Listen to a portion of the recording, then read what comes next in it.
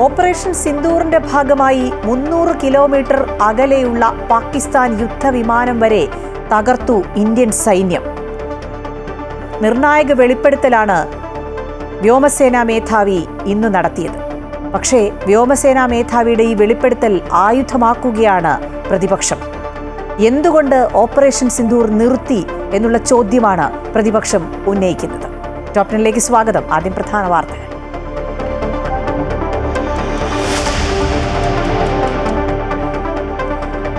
Operation സിന്ദൂറിൽ പാകിസ്ഥാന്റെ 5 യുദ്ധവിമാനങ്ങളും 1 പ്രതിരോധ വിമാനവും തകർത്തെന്ന് വ്യോമസേനാ മേധാവി air chief marshal AP Singh. 100-ലേറെ ഭീകരരെ വധിച്ചു.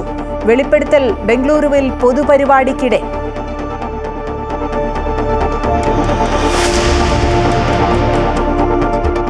തിരുവനന്തപുരം മെഡിക്കൽ കോളേജ് ആശുപത്രിയിൽ ഉപകരണം കാണാതായ സംഭവത്തിൽ ഡോക്ടർ ഹാരിസിനെതിരായ അന്വേഷണം അവസാനിപ്പിച്ചു. നടപടിയുണ്ടാകില്ലെന്ന് ഡോക്ടർമാരുടെ സംഘടനയ്ക്ക് ആരോഗ്യമന്ത്രിയുടെ ഉറപ്പ്.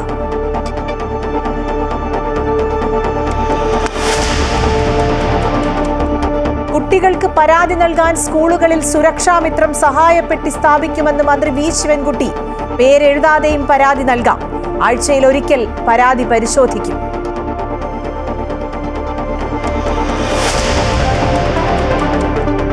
മുസ്ലിം ലീഗിന്റെ മുണ്ടക്കൈ ചൂരൽമല പുനരധിവാസ പദ്ധതിയിലെ ഭൂമി വിവാദം കനക്കുന്നു.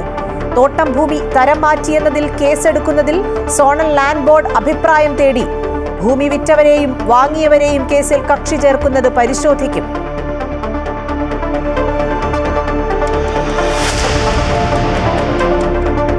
സംസ്ഥാനത്തെ കായിക അധ്യാപകർ നേരിടുന്നത് കടുത്ത അവഗണന.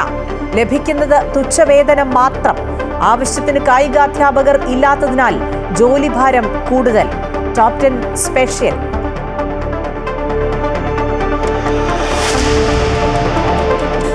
TP വധക്കേസ് പ്രതി കൊടിസുനിയുടെയും കൂട്ടാളികളുടെയും പരസ്യ മദ്യപാനത്തിൽ കേസെടുത്ത് പോലീസ്. കൊടിസുനി, മുഹമ്മദ് ഷാഫി, ഷിനോജ് എന്നിവർക്കെതിരെ കേസ്.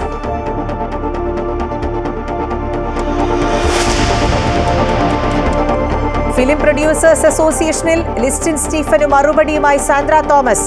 ലിസ്റ്റിൻ കോക്കസിന്റെ ഭാഗമെന്നും തനിക്ക് മത്സരിക്കാൻ അർഹതയുണ്ടെന്നും സാന്ദ്ര തോമസിന്റേത് ഷോ എന്ന് ലിസ്റ്റിൻ സ്റ്റീഫൻ. പരസ്യ പ്രതികരണം വിലക്കി താരസംഘടന അമ്മ. വിലക്ക് ലംഘിച്ചാൽ കർശന നടപടിയെന്ന് തെരഞ്ഞെടുപ്പ് വരണാധികാരി.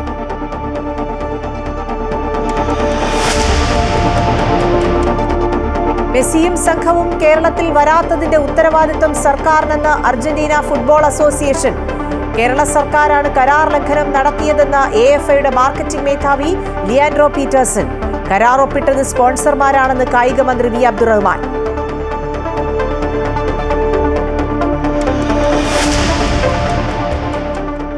കോഴിക്കോട് തടമ്പാട്ടു താഴത്ത് മരിച്ച നിലയിൽ കണ്ടെത്തിയ സഹോദരിമാരുടേത് കൊലപാതകം. മരണം കഴുത്തു ഞെരിച്ചെന്ന് പോസ്റ്റ്മോർട്ടം റിപ്പോർട്ട്. പാലക്കാട് ചിറ്റൂർ പുഴയിൽ 2 വിദ്യാർത്ഥികൾ മുങ്ങി മരിച്ചു. മരിച്ചത് കർപ്പകം കോളേജിലെ ശ്രീഗൗതം, അരുൺ എന്നിവർ.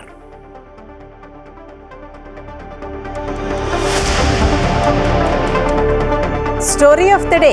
അവർ അന്നേ ഇങ്ങനെയാണ്. ഓപ്പറേഷൻ സിന്ദൂറിൽ 6 പാക് യുദ്ധവിമാനങ്ങൾ ഇന്ത്യ തകർത്തുവെന്ന് സ്ഥിരീകരിച്ച് വ്യോമസേനാ മേധാവി air marshal AP Singh. Operation സിന്ദൂറിൽ ഉപയോഗിച്ച റഷ്യൻ നിർമ്മിത S-400 വ്യോമ പ്രതിരോധ സംവിധാനത്തെ AP സിംഗ് പ്രശംസിച്ചു. മെയ് 7 നടന്ന ഓപ്പറേഷനിൽ തകർന്ന ഭീകര കേന്ദ്രങ്ങളുടെ ഉപഗ്രഹ ചിത്രങ്ങളും അദ്ദേഹം പങ്കുവച്ചു. ബംഗളൂരുവിലെ പരിപാടിയിലാണ് എയർ ചീഫ് മാർഷൽ അമർപ്രീത് സിംഗിന്റെ വെളിപ്പെടുത്തൽ. 5 യുദ്ധവിമാനങ്ങളും എയർബോൺ വാർണിംഗ് ആൻഡ് കൺട്രോൾ സിസ്റ്റമുള്ള 1 വിമാനവുമാണ് തകർത്തത്. പാകിസ്ഥാന്റെ വലിയ വിമാനം വീഴ്ത്തിയത് 300 കിലോമീറ്റർ ദൂരത്തിൽ വെച്ചാണ്. ഇത്രയും ദൂരത്തിൽ വിമാനം വീഴ്ത്തുന്നതും റെക്കോർഡാണെന്ന് AP സിംഗ് പറഞ്ഞു. Mostly from I'm talking about fighter aircraft from S-400. We have at least 5 fighters confirmed killed and 1 large aircraft which could be either an Elint aircraft or an AWNC aircraft which was taken out at a distance of about 300 kilometers.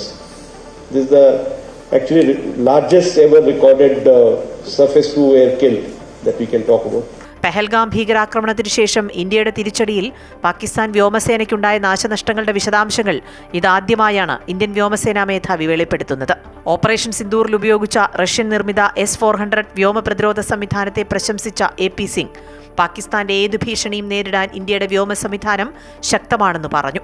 ജമ്മുകശ്മീരിലെ പെഹൽഗാമിൽ വിനോദസഞ്ചാരികൾക്ക് നേരെ ഭീകരർ നടത്തിയ വെടിവയ്പിൽ മലയാളി ഉൾപ്പെടെ 26 പേരാണ് കൊല്ലപ്പെട്ടത്. ഇതിനു പിന്നാലെയാണ് മെയ് 7-ന് രാജ്യം ശക്തമായ തിരിച്ചടി നൽകിയത്. News desk Amrita TV.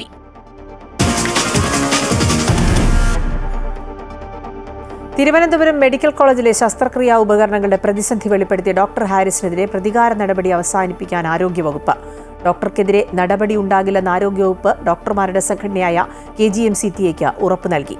മന്ത്രി വീണ ജോർജ് തന്നെ വന്ന് കണ്ടതായും ഇനിയൊരു ഏറ്റുമുട്ടലിനില്ലെന്ന് ഡോക്ടർ ഹാരിസ് ചിറക്കലും വ്യക്തമാക്കി.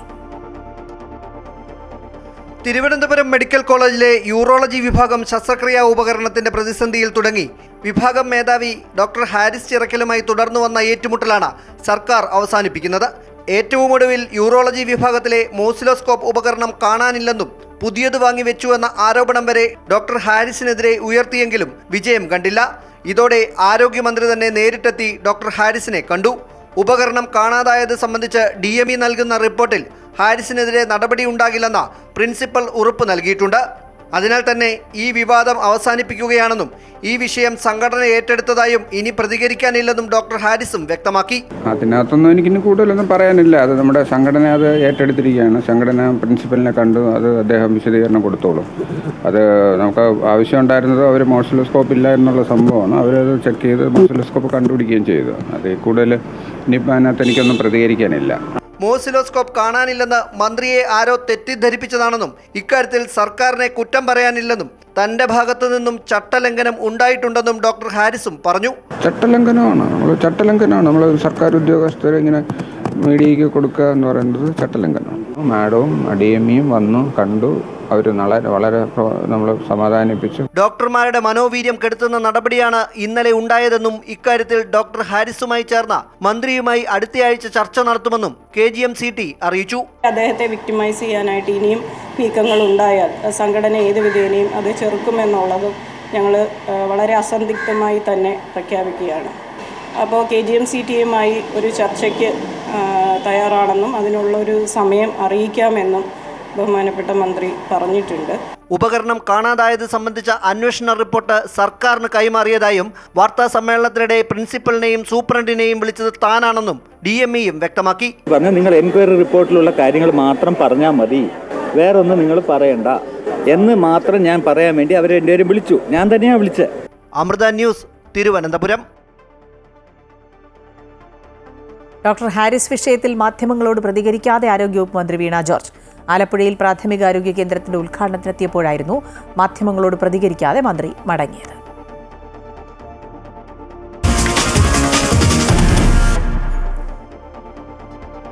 കുട്ടികളുടെ സുരക്ഷ ഉറപ്പാക്കാൻ സുരക്ഷാമിത്രം പദ്ധതിക്ക് തുടക്കം കുറിച്ച് പൊതുവിദ്യാഭ്യാസ വകുപ്പ്. വീട്ടിലും സമൂഹത്തിലും കുട്ടികൾ നേരിടുന്ന അതിക്രമങ്ങളും പീഡനങ്ങളും കണ്ടെത്താനും അവർക്ക് സംരക്ഷണം നൽകാനും ലക്ഷ്യമിട്ടാണ് പുതിയ പദ്ധതി തുടങ്ങുന്നത്. ഇതിന്റെ ഭാഗമായി സ്കൂളുകളിൽ കുട്ടികളുടെ പരാതി രേഖപ്പെടുത്താൻ ഹെൽപ്പ് ബോക്സ് സംവിധാനം ഒരുക്കും. സംസ്ഥാനത്തെ എല്ലാ സ്കൂളുകളിലും കുട്ടികൾക്ക് പരാതികളും ദുരനുഭവങ്ങളും രഹസ്യമായി രേഖപ്പെടുത്താൻ ഒരു ഹെൽപ്പ് ബോക്സ് സ്ഥാപിക്കുമെന്നതാണ് പദ്ധതിയുടെ പ്രത്യേകത. ഇത് ഹെഡ് മാസ്റ്ററുടെയോ ഹെഡ് മിസ്ട്രസിന്റെയോ ചുമതലയിലായിരിക്കും. ആഴ്ചയിൽ ഒരിക്കലെങ്കിലും ഈ ബോക്സ് തുറന്നു ലഭിക്കുന്ന വിവരങ്ങൾ വിലയിരുത്തി തുടർ നടപടികൾക്കായി വിദ്യാഭ്യാസ വകുപ്പിനെ അറിയിക്കണം. കുട്ടികളുടെ പെരുമാറ്റത്തിലോ പഠനത്തിലോ ഉണ്ടാകുന്ന മാറ്റങ്ങൾ ശ്രദ്ധിച്ച് എന്തെങ്കിലും പ്രശ്നങ്ങളുണ്ടോ എന്ന് തിരിച്ചറിയാൻ അധ്യാപകർക്ക് ഇതിനായി പ്രത്യേക പരിശീലനം നൽകും. പദ്ധതി പ്രാവർത്തികമാകുന്നതോടെ കുട്ടികൾ അനുഭവിക്കുന്ന ദുരിതങ്ങൾ കണ്ടെത്താനും അവർക്ക് ആവശ്യമായ സംരക്ഷണം ഒരുക്കാനും സാധിക്കുമെന്നും വിദ്യാഭ്യാസ വകുപ്പ് മന്ത്രി വി ശിവൻകുട്ടി പറഞ്ഞു. കുട്ടികൾ അനുഭവിക്കുന്ന ദുരിതങ്ങൾ കണ്ടെത്താനും അവർക്ക് ആവശ്യമായ സംരക്ഷണം ഒരുക്കാനും സാധിക്കും. പല സ്കൂളുകളിലും കുട്ടികൾക്ക് അധ്യാപകരോട് പരാതിപ്പെടാനും വീട്ടുകാർക്ക് പരാതിപ്പെടാനും ഭയമാണ്. അപ്പോൾ അത് ഇല്ലാതാക്കാൻ വേണ്ടി ഒരു ഹെൽപ്പ് ബോക്സ് ഹെഡ് മാസ്റ്റർമാരോ പ്രിൻസിപ്പാളന്മാരോ അവരുടെ മുറിയിൽ താക്കോൽ അവരുടെ കസ്റ്റഡിയിൽ വെച്ച് അവർ വയ്ക്കണം. ഏത് കുട്ടിക്കും അവൻ്റെ ഒരു പരാതി പേര് വച്ചോ പേര് വയ്ക്കാതെയോ അതിൽ ഇടുന്നതിന് വേണ്ടിയുള്ള അവകാശം ഉണ്ടായിരിക്കും. ആലപ്പുഴയിൽ രക്ഷിതാക്കളുടെ ക്രൂരമർദ്ദനത്തിനിരയായ 4ാം ക്ലാസ്സുകാരിയുടെ വീട് സന്ദർശിച്ച മന്ത്രി കുട്ടികൾക്കെതിരായ അതിക്രമങ്ങൾ ഒരു കാരണവശാലും വെച്ചുപൊറുപ്പിക്കില്ലെന്നും ഈ വിഷയത്തിൽ സർക്കാർ അതീവ ഗൗരവത്തോടെയാണ് ഇടപെടുന്നതെന്നും തന്റെ ഫേസ്ബുക്ക് പേജിൽ കുറിച്ചു. വനിതാ ശിശുവികസനം, സാമൂഹ്യനീതി, തദ്ദേശ സ്വയംഭരണം, ആരോഗ്യം, പോലീസ് തുടങ്ങിയ വകുപ്പുകളുമായി ചേർന്നാകും സുരക്ഷാമിത്രം പദ്ധതി നടപ്പാക്കുക. പ്രശ്നങ്ങളുള്ള രക്ഷിതാക്കൾക്ക് കൗൺസിലിംഗ് നൽകാനായി നിലവിലുള്ള പാരന്റിംഗ് ക്ലിനിക്കുകൾ കൂടുതൽ സജീവമാക്കുകയും സംരക്ഷണം ആവശ്യമുള്ള കുട്ടികൾക്കായി സർക്കാർ ഹോമുകളുടെ സൗകര്യങ്ങൾ പരമാവധി പ്രയോജനപ്പെടുത്തുകയും ചെയ്യും. ഇതിനായുള്ള പരിശീലനം സ്കൂൾ, ജില്ലാ, സംസ്ഥാന തലങ്ങളിലായി 3 ഘട്ടങ്ങളിലായാണ് നടപ്പിലാക്കുക. പദ്ധതി നടത്തിപ്പിനും പരിശീലനത്തിനുമായി ആരോഗ്യവകുപ്പിന് കീഴിലുള്ള സെന്റർ ഫോർ ചൈൽഡ് ഡെവലപ്മെന്റിനാണ് ചുമതല. അമൃത ന്യൂസ്, ആലപ്പുഴ.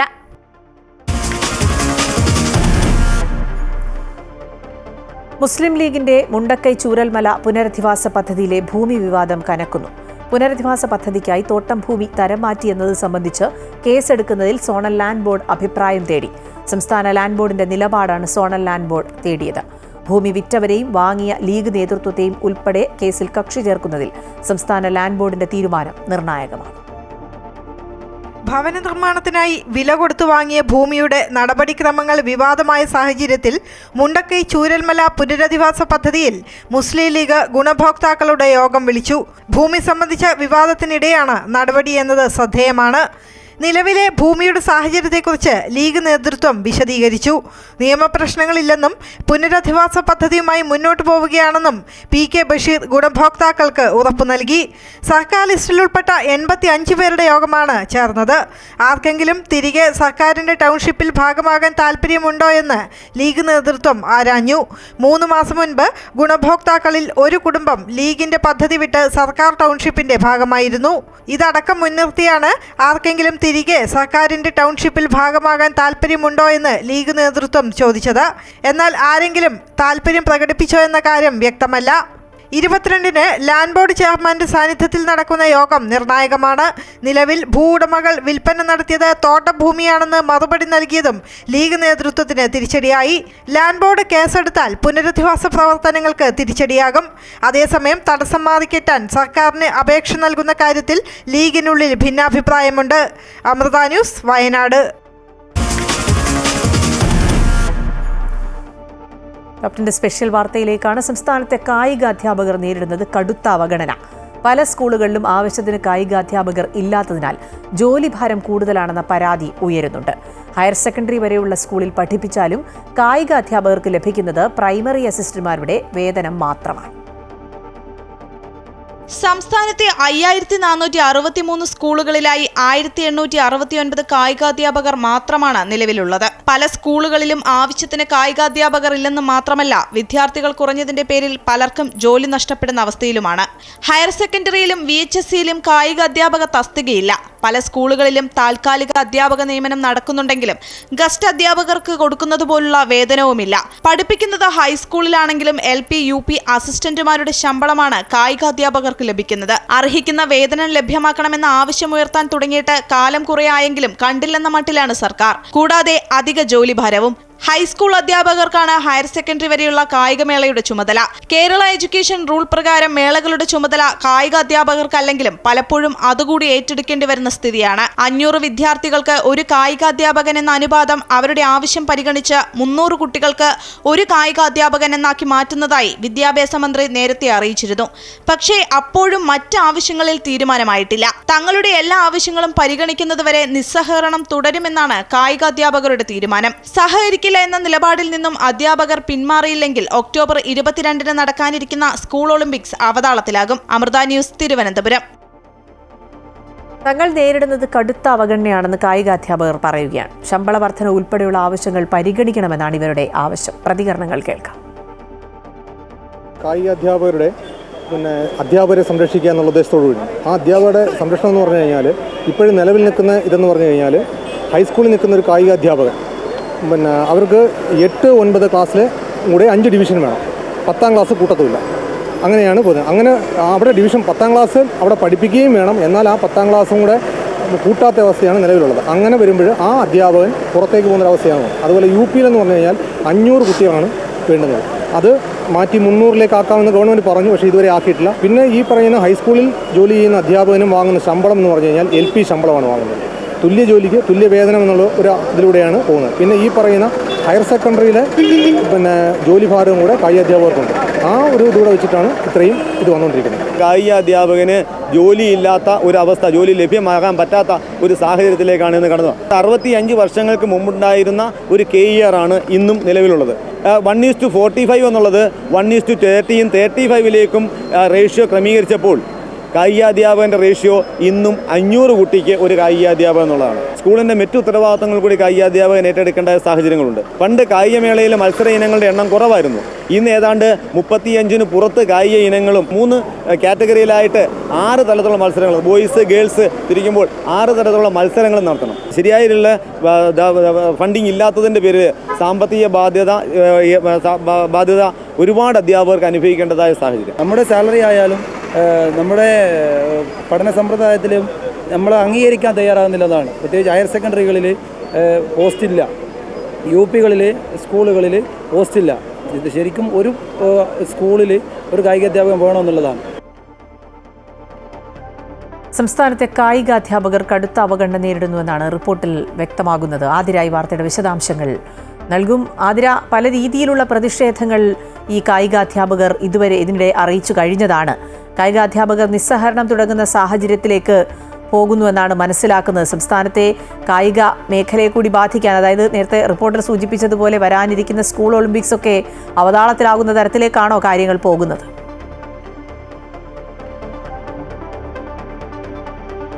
സംസ്ഥാനത്ത് കായിക അധ്യാപകർ നേരിടുന്നത് കടുത്ത അവഗണനയാണ്. വേതനത്തിൽ ഉൾപ്പെടെ അവർക്ക് നേരിടുന്ന ഒരു വിവേചനം എന്ന് പറയുന്നത് ചൂണ്ടിക്കാണിച്ചുകൊണ്ട് പല രീതിയിലുള്ള പ്രതിഷേധങ്ങളൊക്കെ തന്നെ ഈ ഒരു കാലഘട്ടങ്ങളിൽ കായിക അധ്യാപകർ നടത്തിയിരുന്നു. ഈ വേതനത്തിന്റെ കാര്യം പറയുമ്പോൾ ഈ UP ഹൈസ്കൂൾ എന്നീ ക്ലാസ്സുകളിൽ കായിക അധ്യാപകർക്ക് ലഭിക്കുന്നത് LP സ്കൂളിലെ ആ ഒരു ശമ്പളമാണ്.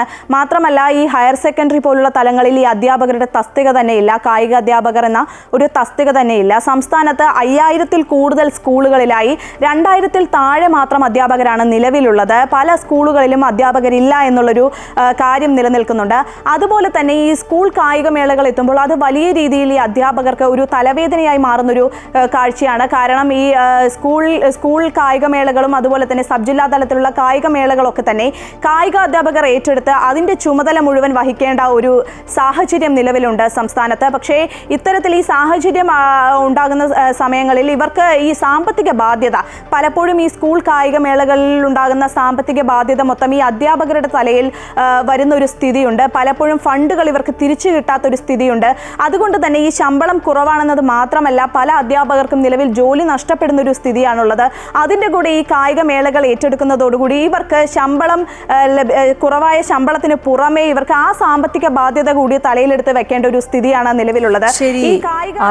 ആതിരയാണ് വിശദാംശങ്ങൾ നൽകിയത്. കടുത്ത അവഗണന സംസ്ഥാനത്തെ കായിക അധ്യാപകർ നേരിടുകയാണ്. അവരുടെ പ്രതിസന്ധികൾ പരിഹരിക്കാനുള്ള ഇടപെടൽ സർക്കാരിന്റെ ഭാഗത്തു നിന്നുണ്ടാകണമെന്ന് ടോപ് 10 ആഗ്രഹിക്കുകയാണ്.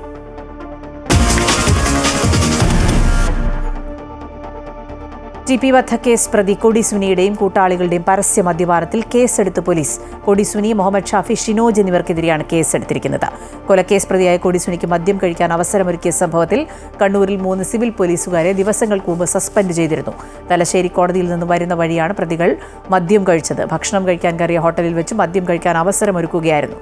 കഴിഞ്ഞ മാസം 17-നാണ് സംഭവം പുറത്തു വന്നതോടെ പോലീസുകാർക്കെതിരെ നടപടിയെടുക്കുകയായിരുന്നു. നേരത്തെ കൊടിസുനി ജയിലിൽ ഫോൺ ഉപയോഗിച്ചതടക്കം പുറത്തു വന്നിരുന്നു.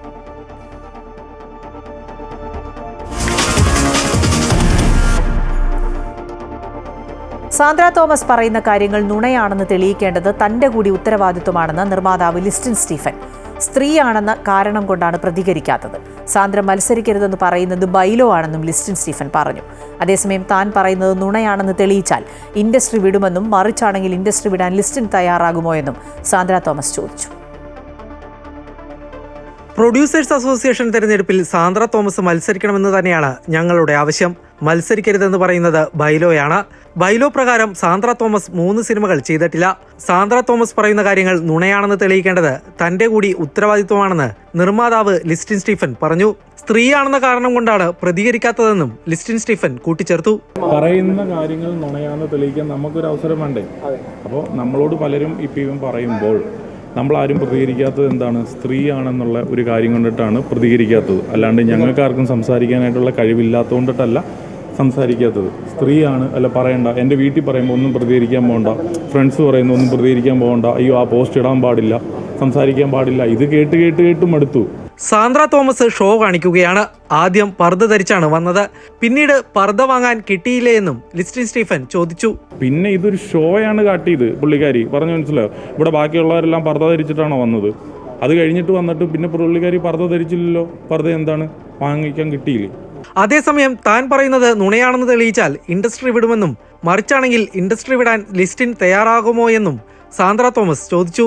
ലിസ്റ്റിനോട് വ്യക്തിവൈരാഗ്യമില്ല, എന്നാൽ ലിസ്റ്റിന് ഒന്നിനെക്കുറിച്ചും ധാരണയില്ലെന്നും തലപ്പത്ത് വരുന്നവരിൽ പലർക്കും ബൈലോവിനെ കുറിച്ച് കൃത്യമായി ധാരണയില്ലെന്നും സാന്ദ്ര തോമസ് ആരോപിച്ചു. ലിസ്റ്റിന് ഈ ബൈലോയെ പറ്റി യാതൊരു ധാരണയും ഇല്ലാത്തതുകൊണ്ടാണ് ലിസ്റ്റിന് അങ്ങനെ പറയുന്നത്. ഇതാണ് ബൈലോ. ഈ ബൈലോയിലെ 23-ാമത്തെ പോയിന്റ് ഇങ്ങനെ പറയുന്നത്: any regular member who has got 3 or more number of pictures censored to his credit. To his credit എന്നാണ്, അല്ലാതെ ഫേമിൻ്റെ ക്രെഡിറ്റിൽ നല്ല പറഞ്ഞേക്കുന്നത്. To his credit will be eligible for occupying any post as an office bearer എന്നാണ് പറയുന്നത്. ഈ bylaw പ്രകാരം ഞാൻ എലിജിബിൾ ആണ്, അതെല്ലാവർക്കും അറിയാവുന്ന കാര്യമാണ്. പക്ഷേ ഒരു സാങ്കേതിക കാരണം ചുമ്മാ പറഞ്ഞുകൊണ്ട് അവർ എൻ്റെ നോമിനേഷൻ തള്ളുകയാണ് ഉണ്ടായത്. നിർമ്മാതാക്കളുടെ സംഘടനയായ പ്രൊഡ്യൂസേഴ്സ് അസോസിയേഷൻ തെരഞ്ഞെടുപ്പിൽ പ്രസിഡന്റ്, സെക്രട്ടറി എന്നീ സ്ഥാനങ്ങളിലേക്ക് സാന്ദ്ര തോമസ് സമർപ്പിച്ച പത്രിക തള്ളിയതിനെ തുടർന്നാണ് ഇരുവരും തമ്മിലുള്ള വാക്കേറ്റം. അമൃത ന്യൂസ്, കൊച്ചി. പരസ്യപ്രതികരണങ്ങൾക്ക് വിലക്കേർപ്പെടുത്തി താരസംഘടന അമ്മ. സംഘടനയിലെ ആഭ്യന്തര വിഷയങ്ങളിൽ മാധ്യമങ്ങൾക്ക് മുന്നിൽ അഭിപ്രായ പ്രകടനം നടത്തരുത് എന്നാണ് അംഗങ്ങൾക്ക് നിർദ്ദേശം നൽകിയിരിക്കുന്നത്. തെരഞ്ഞെടുപ്പിന് ഒരാഴ്ച ശേഷിക്കെയാണ് വരണാധികാരിയുടെ നിർദ്ദേശം. അഭിനേതാക്കളുടെ സംഘടനയായ അമ്മയിലെ തെരഞ്ഞെടുപ്പിന്റെ പശ്ചാത്തലത്തിലാണ് അംഗങ്ങൾക്ക് പരസ്യ പ്രതികരണങ്ങൾക്ക് വിലക്ക് ഏർപ്പെടുത്തിയിരിക്കുന്നത്. ആഭ്യന്തര വിഷയങ്ങൾ മാധ്യമങ്ങൾക്ക് മുന്നിൽ സംസാരിക്കരുതെന്നാണ് തെരഞ്ഞെടുപ്പ് വരണാധികാരി അഡ്വക്കേറ്റ് കെ മനോജ് ചന്ദ്രന്റെ നിർദ്ദേശം. തെരഞ്ഞെടുപ്പ് നടക്കുന്ന ഓഗസ്റ്റ് 15 വരെയാണ് വിലക്ക്. നിർദ്ദേശം ലംഘിച്ചാൽ കർശന നടപടിയെടുക്കുമെന്നാണ് മുന്നറിയിപ്പ്. സ്ഥാനാർത്ഥി പ്രഖ്യാപനത്തിന് പിന്നാലെ വിവിധ വിഷയങ്ങളിൽ ചേരിതിരിഞ്ഞ് താരങ്ങൾ ആരോപണ പ്രത്യാരോപണങ്ങൾ ഉന്നയിച്ചിരുന്നു. പലരും മാധ്യമങ്ങൾക്ക് മുന്നിലെത്തി ഇക്കാര്യങ്ങൾ പറയുകയും ചെയ്തു. ആദ്യഘട്ടത്തിൽ മെമ്മറി കാർഡുമായി ബന്ധപ്പെട്ട് കുക്കു പരമേശ്വരനെതിരെ പൊന്നമ്മ ബാബുവും ഉഷ ഹസീനയും രംഗത്തെത്തി. ഇതിന് മറുപടിയെന്നോണം മാല പാർവതി അടക്കമുള്ള നടിമാർ പരസ്യ പ്രതികരണം നടത്തുകയും ചെയ്തു. ഇത്തരത്തിൽ താരങ്ങൾ പരസ്യമായ ആരോപണങ്ങളിലേക്ക് കടന്നതോടുകൂടിയാണ് വരണാധികാരിയുടെ ഇടപെടൽ. പ്രസിഡന്റ് സ്ഥാനത്തേക്ക് മത്സരിക്കുന്ന ശ്വേതാ മേനോനെതിരെ കേസ് രജിസ്റ്റർ ചെയ്തതും വാർത്തയായി. കേസിന് പിന്നിൽ നടൻ ബാബുരാജ് ആണെന്ന് ആരോപിച്ച മാല പാർവതി രംഗത്തെത്തിയിരുന്നു. ഓഗസ്റ്റ് 15 രാവിലെ 11 മണി മുതലാണ് അമ്മയിൽ തെരഞ്ഞെടുപ്പ് നടക്കുക. വൈകിട്ടോടുകൂടി ഫലവും പ്രഖ്യാപിക്കും. അമൃത ന്യൂസ്, കൊച്ചി.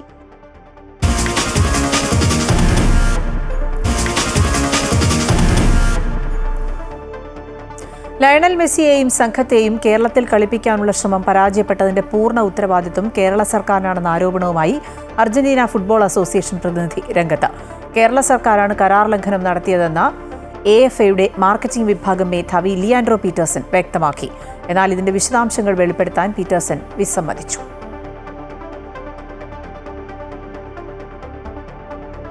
$13 ലക്ഷം ചെലവായത് സ്പെയിനിൽ പോകാൻ മാത്രമല്ലെന്ന് കായികമന്ത്രി വി അബ്ദുറഹ്മാൻ.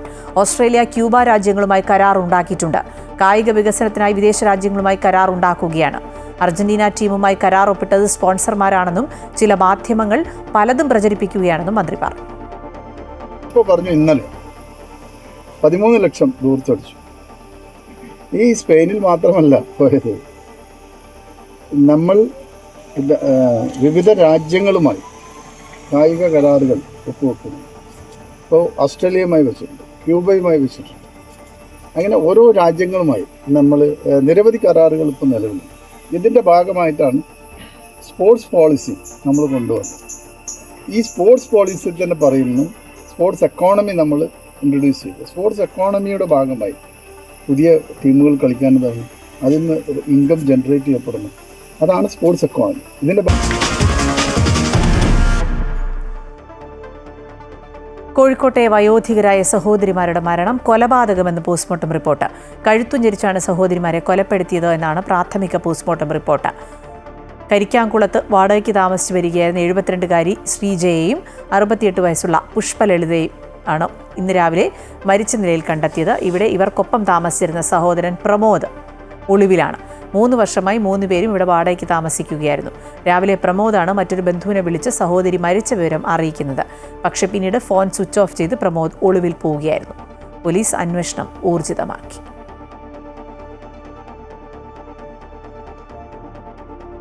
പാലക്കാട് ചിറ്റൂർ പുഴയിൽ കുളിക്കാനിറങ്ങിയ 2 യുവാക്കൾക്ക് ദാരുണാന്ത്യം. തമിഴ്നാട് രാമേശ്വരം സ്വദേശികളായ ശ്രീ ഗൗതം, അരുൺ എന്നിവരാണ് മരിച്ചത്. കോയമ്പത്തൂർ കർപ്പകം കോളേജിലെ വിദ്യാർത്ഥികളാണ് ഇരുവരും.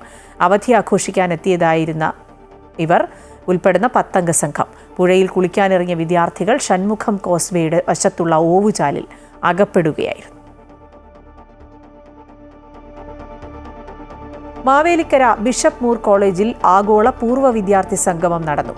കോളേജിന്റെ വജ്ര ജൂബിലി ആഘോഷങ്ങളുടെ ഭാഗമായി സംഘടിപ്പിച്ച പരിപാടികൾ ബിഷപ്പ് മൂർ കോളേജിലെ പൂർവ്വ വിദ്യാർത്ഥിയും മാതാ അമൃതാനന്ദമയി മഠം വൈസ് ചെയർമാനുമായ സ്വാമി അമൃത സ്വരൂപാനന്ദപുരി ഉദ്ഘാടനം ചെയ്തു.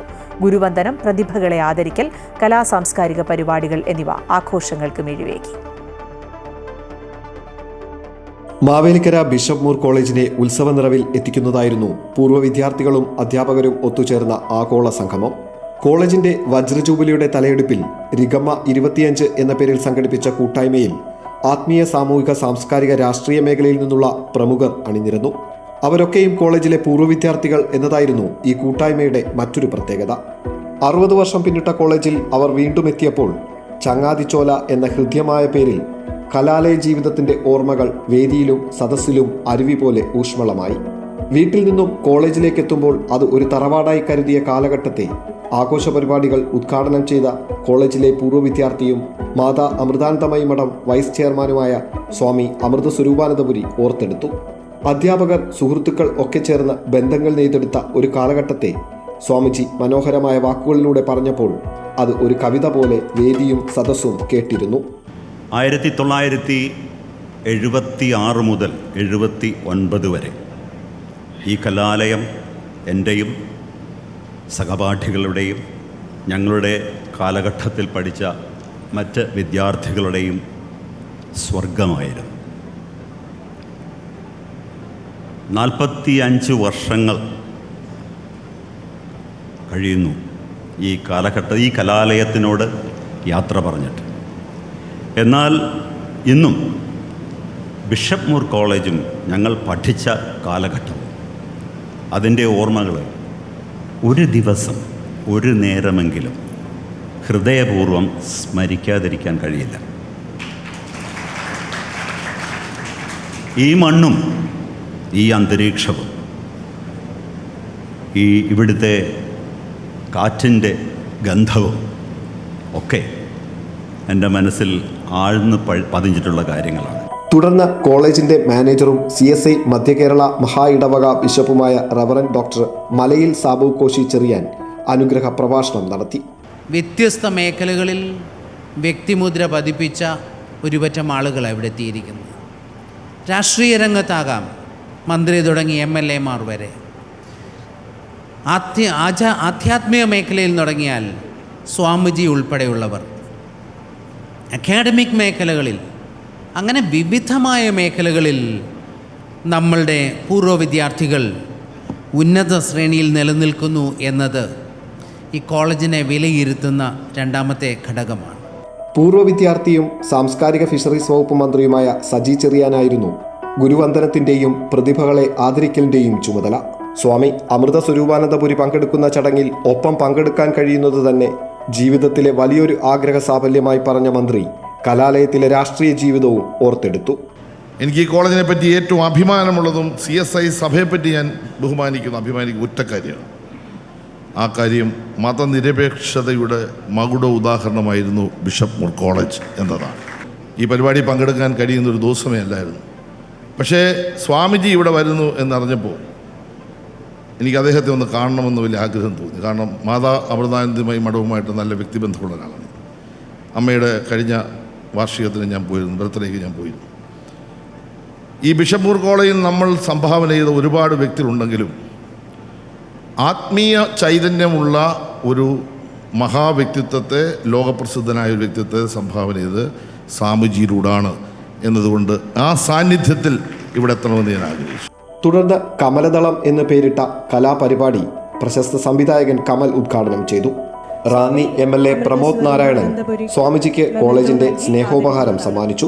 ഒരു പൂർവ്വ വിദ്യാർത്ഥിക്ക് മറ്റൊരു പൂർവ്വ വിദ്യാർത്ഥി മെമൻറ്റോ നൽകുന്ന അപൂർവ അവസരങ്ങളിലൊന്ന്. College principal doctor Ranjith Mathew Abraham, Mavelikkara municipal chairman Nainan C Kuttisseril, ആഘോഷ പരിപാടികളുടെ ഭാരവാഹികളും പൂർവ്വ വിദ്യാർത്ഥികളുമായ KG മുകുന്ദൻ, S ജോസഫ്, നബീർ അബ്ദുൽ കരീം തുടങ്ങിയവരും പങ്കെടുത്തു. പൂർവ്വ വിദ്യാർത്ഥികളുടെ കുടുംബാംഗങ്ങൾ അവതരിപ്പിച്ച വിവിധ കലാപരിപാടികളും കോളേജ് വിദ്യാർത്ഥികൾ അവതരിപ്പിച്ച രാഗതാളമേളവും കഥകളിയും ഏകാംഗ നാടകവും ഗാനമേളയും ആഘോഷ പരിപാടികൾക്ക് ദൃശ്യശ്രവ്യ ചാരുത പകർന്നു. പ്രദീപ് വാളത്തുങ്ങിനൊപ്പം സുധീഷ്, അമൃത ന്യൂസ്, കൊല്ലം.